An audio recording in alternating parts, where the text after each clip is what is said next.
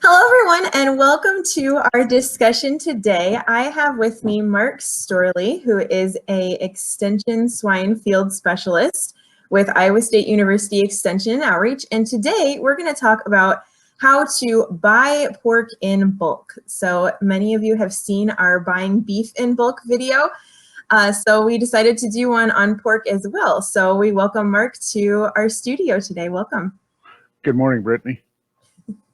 So we've had a lot of questions in the last year about how to purchase animals and take them to a locker. So could you walk us through how you would do that with a pig and kind of what that might look like?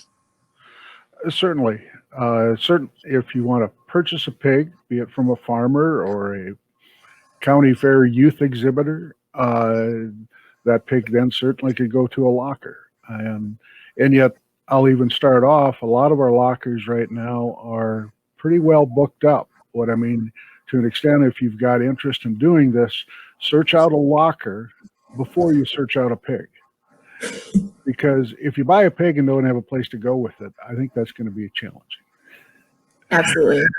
And the reason I bring that up, in the swine industry, as COVID did become an issue, that some of the pork processing plants needed to shut down, there was a backup of pigs. And so then all of a sudden, a lot of pigs were needing to find a home, so they did not need to be euthanized, and they scheduled a lot of slots with lockers. And so I think, all honesty, a lot of lockers are booked out in a lot of cases for the next 6 months to a year.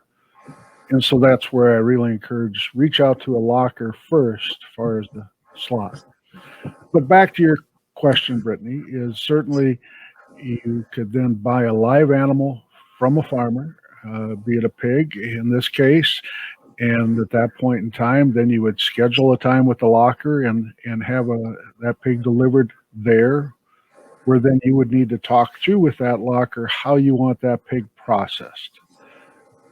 Pork chops, bone in, boneless, do you want the bacon? All those different things need to be then discussed. But ultimately then, in a sense, you have pork that's been from a known source and processed the way you want it. And so that's a way to, in a sense, start that process. Yeah. So I know we had talked a little bit about how to find a locker. So I'm going to go ahead and share my screen for a moment. If you aren't familiar on how to find a locker, you don't know where lockers are near you, there is a resource through the Iowa Department of Agriculture that can help find a locker for you. So can you see that? Yes.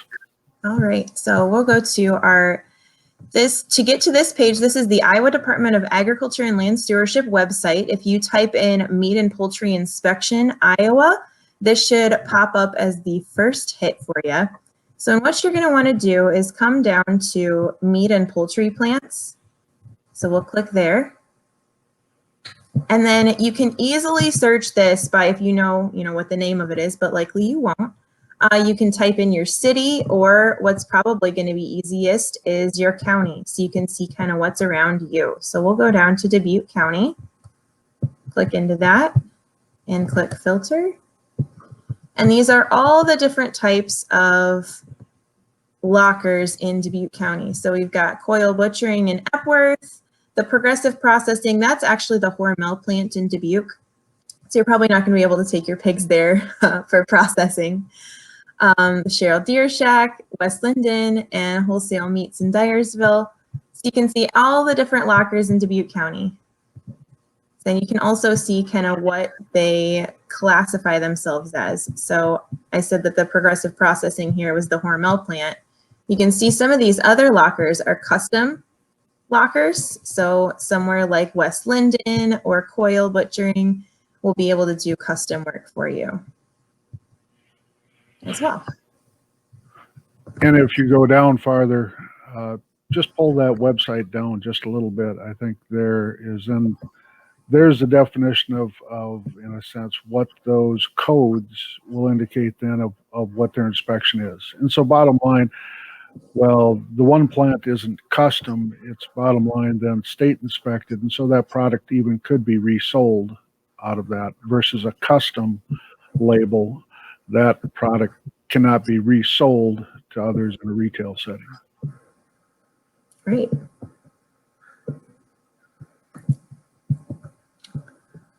So what would be some advantages to buying pork in bulk? Why would I want to go through the process of finding a locker and finding a pig and doing all that? Well, it kind of makes me smile because your question is buying it in bulk. To me, people could even be doing that in the grocery store today in terms of instead of buying individual pork chops, buy a full pork loin and now cut that into chops at home. And the reason to me there's merits in that is economics. Generally, you could buy that whole loin, and by the time you cut that up, it's now cheaper than buying the individual pork chops. Absolutely. And so that can Special. be local foods. It can be, Hy-Vee, Kroger's, wherever. So I mean, it's just to suggest that because there's times people will reach for that package of bologna, and I look at if they would buy that pork loin, it is so much cheaper. It's a higher quality protein, and that's a good thing. That's a win-win for the family. Absolutely. Yeah. But back to where we started is certainly buying a whole animal and now having all that meat at once. I think a lot of reasons that people do that is because they know where the pig came from or they know how it's been raised and they have built that relationship. The other thing that once you start thinking about buying a full pig is do you have enough freezer space? And so that there again can be another constraint that you need to think about up front. And so certainly a lot of families will rather have interest in buying like a half a pig versus a whole pig. But in a lot of times they can even identify that with family members. The two families in a sense now go together and buy that animal. Yeah, right. So how much meat can I expect to get off of if I buy a whole animal? If you could bring up that one illustration that I sent you, Brittany, of how Sure. much there, in a sense, from a live pig to a hanging carcass, there's generally a 72%, in a sense, carcass yield. And so that would be a carcass weight of about 187 pounds. When we then transition from that hanging carcass, thank you, that's the image that I was looking for. Perfect. That then in a sense you have a cutting yield, and so that cutting yield could be about 65%. And there again, now we get back to about 121 pounds of meat. But go ahead and scroll down just a little bit more there, Brittany. And so here's numbers to try to think about in terms of again, how big a pig are you now processing? If we would process then a 340-pound pig, and again, 72% carcass yield, 65% cutting yield, that's about 160 pounds of meat then that is generated.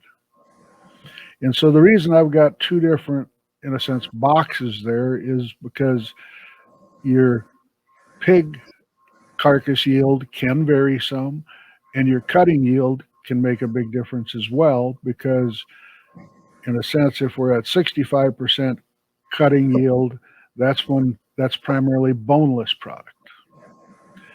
And so your pork chops don't have a bone on them, and those types of things, you trim things a little bit closer to be down at that 65.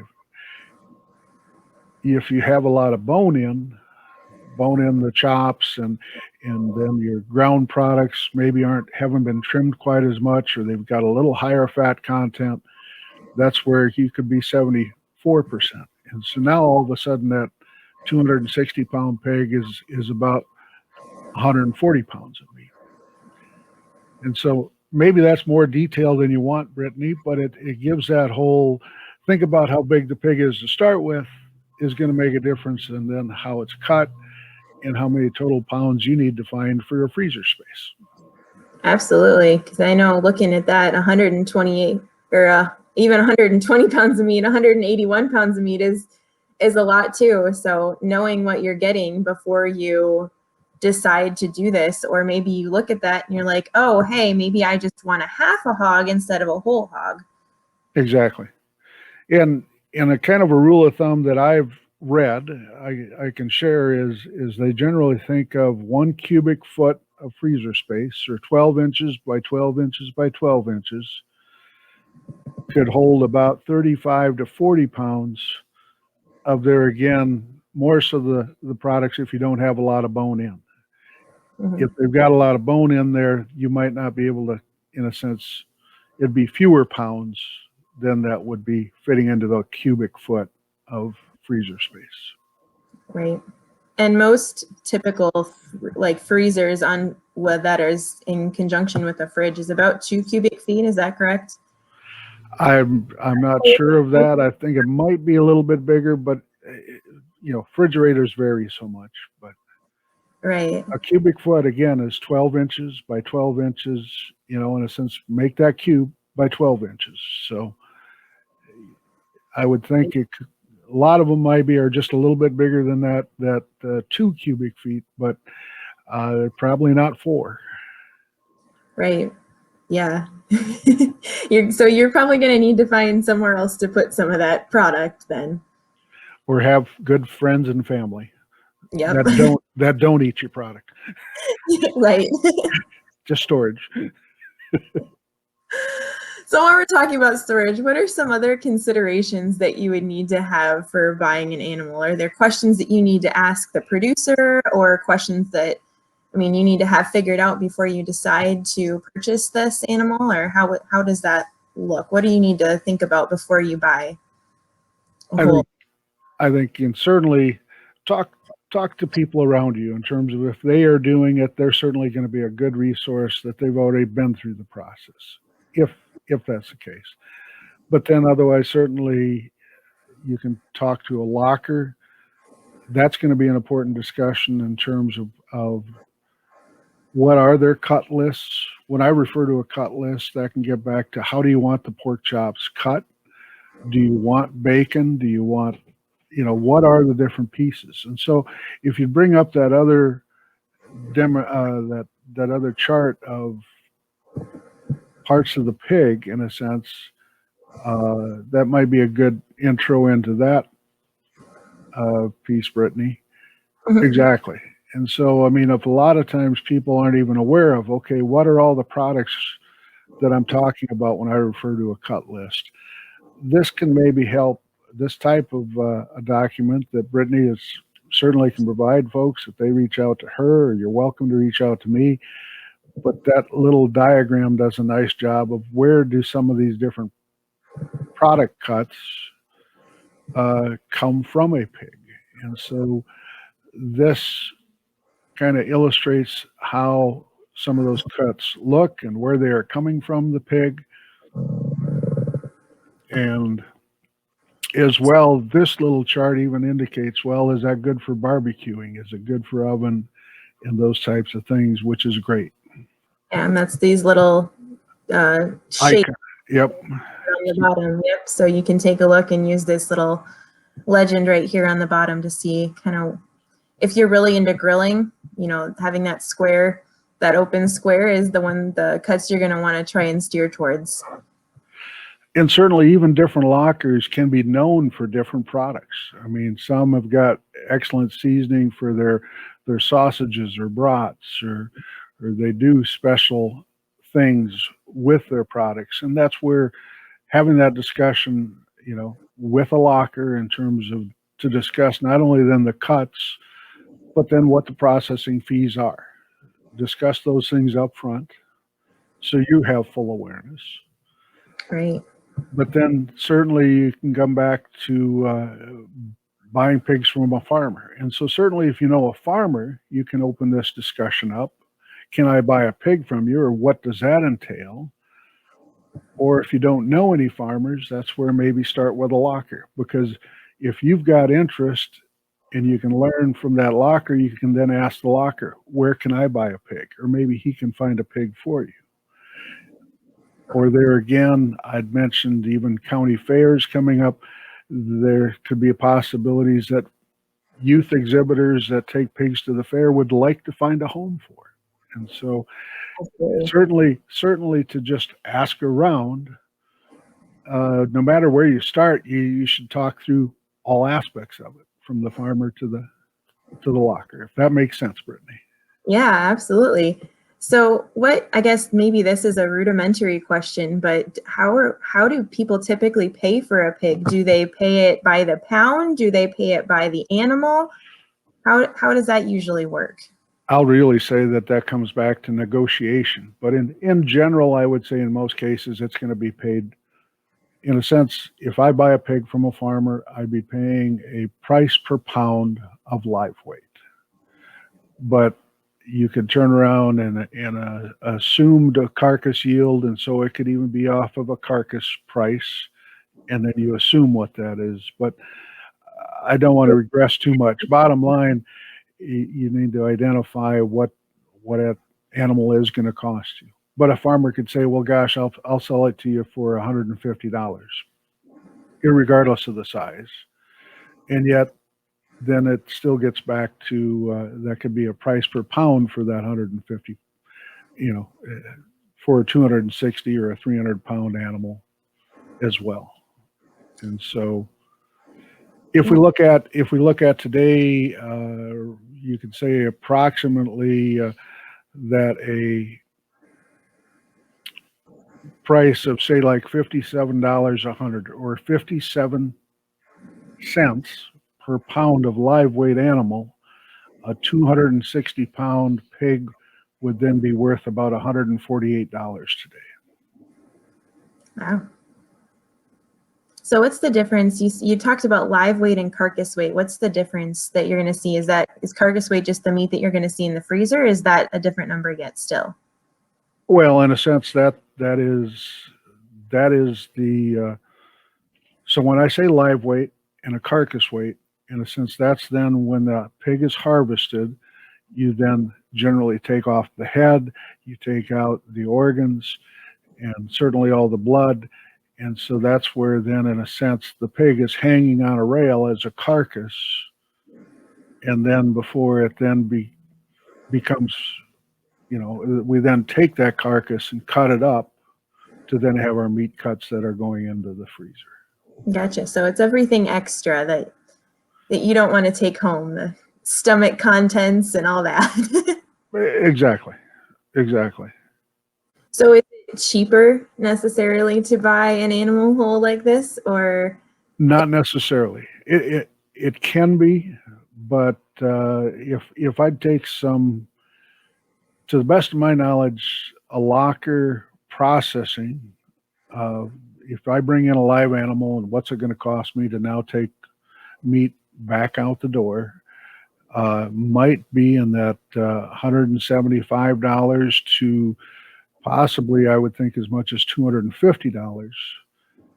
And you could say, Mark, that's a wide range. And yes, it is. But now it gets back to a big difference. If I had them do a lot of processing of creating brats, of smoke curing the bacon or smoking the ham, all those other options that we have, that's why I suggest it can be a wide range. And so depending on how much processing you do,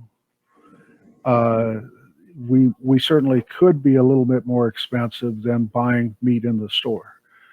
But at the same time, you now have bought that from a farmer, or it's organic pork or antibiotic free, whatever those attributes that might give you a good sense, or even just keeping your dollars local by buying that pig from the local farmer and processing in the local locker. We've kept all those dollars local. And so there is certainly value, and that's a great thing. That that in a sense can be worth a little bit more premium to what then you are serving on your dinner plate. Right. Well, and then you have it in your freezer so you can easily access it as well. So you're not having to make all those trips to the grocery store, and you kind of have everything set and ready to go. Well, and it might expand your culinary efforts too, because now you have all those different pork products in your freezer. We've got to make good use of them. Right. And so on that note, if you don't mind, Brittany, National Pork Board does have a lot of very good resources on it for consumers. Sure. This is their website. Yes. And so if you just plain go to pork.org and the first screen comes up, if you then look at that table emblem and click on it, you now then arrive to where Brittany is. And so now as she put her cursor over it, you can see there's a sub-menus for cooking, how-to, cuts, and recipes. And so certainly you can click on whatever you would like to bounce to, Brittany, but there's certainly a lot of good resources out there. And so National Pork Board has worked with Yumly, and Yumly then has a lot of different recipes that are out here in preparing pork. This is making me hungry, Mark. Well, that's a good question, Brittany. What pork do you enjoy eating? Oh, my favorite's the classic pork chops. Can't go wrong with that. I remember when I was showing pigs in 4-H, I would have the butterfly chop sandwiches at the county fair, and that's still the best pork sandwich I've ever had. Yep. So, and I as well. I like a good Iowa chop. I mean, it's a thick pork chop on the grill. It's just an excellent meal. It is. It definitely is. And I smile how bacon makes it better. Oh, always. Better, doesn't it? Definitely. Oh, awesome. Well, thank you so much for sharing your time and expertise with us today. I really appreciate it. It has been so much fun learning about how to buy pork and learning about all these different resources that are available to us. Thank you so much for joining us, Mark. Excellent. Enjoy pork and have a great day. Awesome. Thanks.